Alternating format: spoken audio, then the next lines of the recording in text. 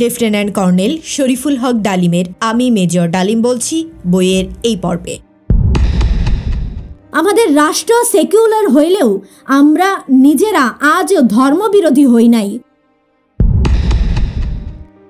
শুধু মুসলমানরা হইবে কেন, আমাদের দেশের হিন্দুদের ধর্মেও চারের প্রাধান্য রহিয়াছে।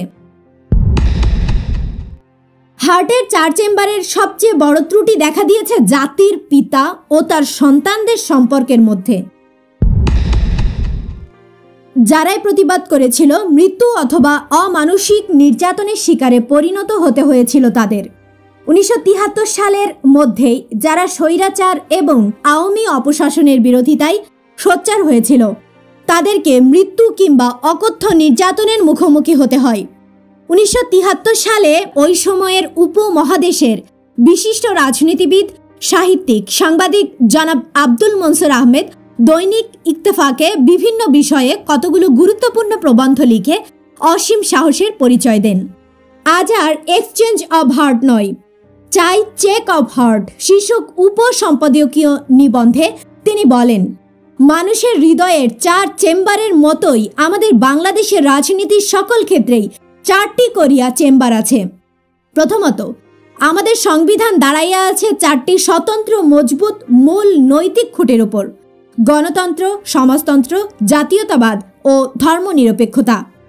এই 4টি নৈতিক খুঁটিকে স্বতন্ত্র বলিলাম এই দণ্ডে যে সংবিধান রচয়িতাদের মধ্যে কেউ কেউ বলেন ওই 4টি খুঁটি এক ঘরের খুঁটি হইতে পারে না। খুঁটিগুলোর উচ্চতা সমান নয় বলিয়াও তারা এক ঘরের খুঁটি হইতে পারে না।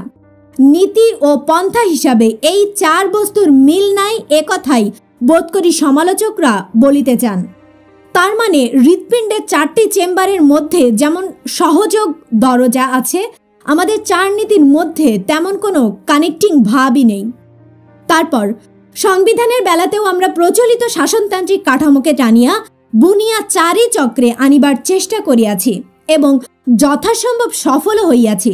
অন্যান্য গণতান্ত্রিক রাষ্ট্রে প্রচলিত এক্সিকিউটিভ, লেজিসলেটিভ ও জুডিশিয়ারি এই 3টি ইনস্টিটিউশনকে নির্বাহী বিভাগ, আইন বিভাগ ও বিচার বিভাগ নামে সংবিধানে গুঞ্জায়েশ করিয়াছি সত্য, কিন্তু সমাজতান্ত্রিক রাষ্ট্র হিসাবে যা অত্যাবশ্যক অথচ সংবিধানের কর্মবিভাগ বা দেশরক্ষা বিভাগে যার বিধান করা সম্ভব ছিল না, সেইরূপ একটি স্বতন্ত্র ও স্বয়ংসম্পূর্ণ প্যারা মিলিটারি বাহিনী গঠন করিয়া আমরা রাষ্ট্রকে 4টি শক্তি স্তম্ভের উপর দাঁড় করাইয়াছি।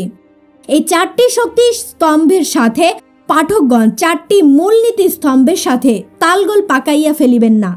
তার ওই দীর্ঘ প্রবন্ধে শিল্প কারখানা সম্পর্কে জনাব আবুল মনসুর আহমেদ লেখেন, হৃদয়ের 4 চেম্বারের অনুকরণে আমরা শুধু আমাদের জাতীয় জীবনে, রাষ্ট্রীয় জীবনে, পার্টি জীবনে ও সামাজিক জীবনে 4 বর্ণেই প্রত্যাবর্তন করিয়াই ক্ষান্ত হই নাই, অর্থনৈতিক জীবনেও উহার সম্প্রসারণ করিয়াছি। মিনস অফ প্রোডাকশন অর্থাৎ উৎপাদন যন্ত্রের মালিকানাকে সংবিধানেই 3টি শ্রেণীতে বিভক্ত করিয়াছি, যথা রাষ্ট্রীয় মালিকানা, সমবায় মালিকানা ও ব্যক্তিগত মালিকানা।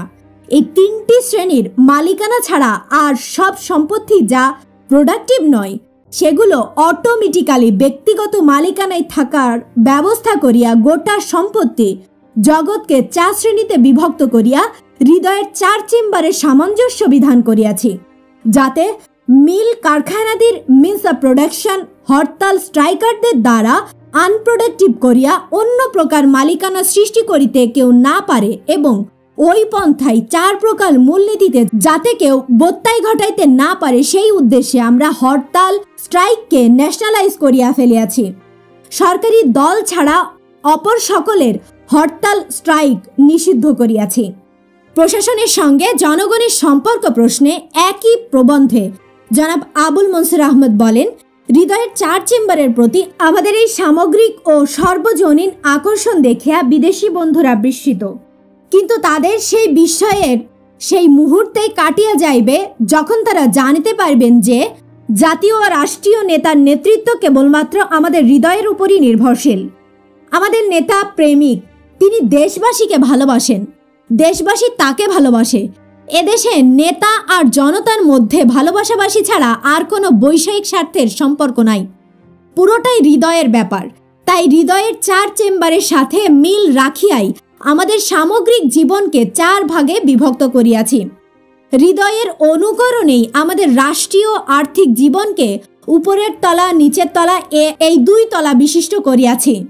হৃদয়ের অনুকরণেই আমরা উভয় তলাতেই অর্থাৎ অবিকাল ভেন্ট্রিক্স উভয়টাতে লেফট রাইট রাখিয়াছি।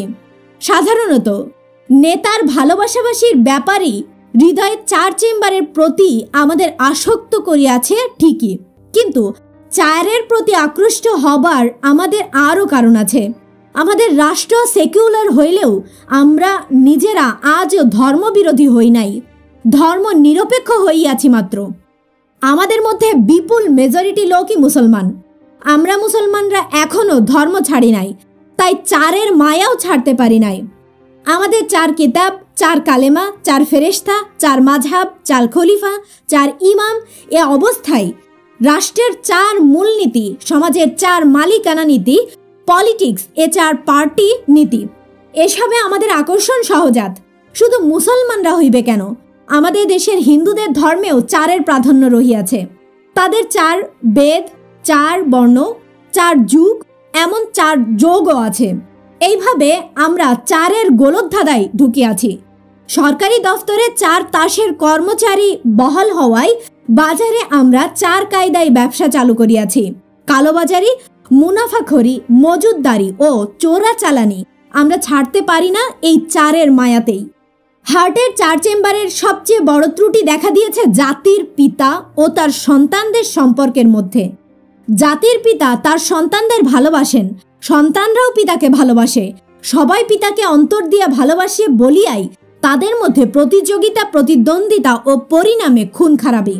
জাতির পিতা খুন খারাপি বন্ধ করিতে সন্তানদের প্রথমে অনুরোধ, পরে নির্দেশ, অবশেষে ধমক দিয়েছেন, কিন্তু সন্তানেরা পিতার কথা শুনিতেছে না। পিতাও কঠোর হইয়া সন্তানদের শাস্তি দিতে পারিতেছেন না। এটা ঘটিতেছে হৃদয়ের জন্যই, বিশেষত হৃদয়ের 4টি চেম্বারই দোষ। জাতির পিতা সকলের কল্যাণের জন্য যতই চেঞ্জ অফ হার্টের কথা বলিতেছেন, সন্তানেরা ততই স্টেন গানের সাহায্যে এক্সচেঞ্জ অফ হার্ট করতেছে। এটা অধিক দিন চলিতে দিলে সকলেরই হৃদয়যন্ত্রের ক্রিয়া বন্ধ হইয়া যাইবে। এই প্রবন্ধ প্রকাশিত হইবার পর জনাব মনসুরের উদ্দেশ্যে আওয়ামী লীগের বিভিন্ন মহল থেকে নানা রকম কটূক্তি শুরু হয়। বইটির ধারাবাহিক অডিও বুক শুনতে চ্যানেলটি সাবস্ক্রাইব করে সাথে থাকুন। ভালো থাকবেন।